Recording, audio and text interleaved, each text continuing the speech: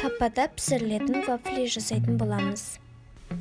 Ол үшін бізге 2 дана жұмыртқа және 200 грамм қант қажет болады.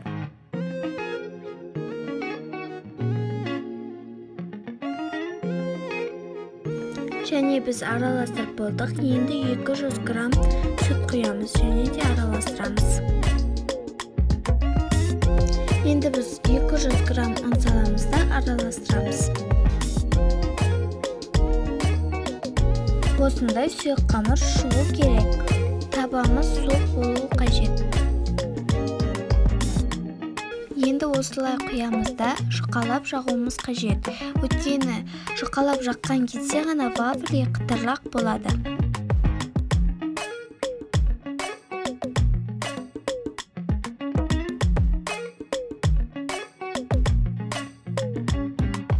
Осылай жұқалап жағуы тиіс. Осылай көпіршігінде аудара беруге болады деген сөз. Және осылай аударамыз.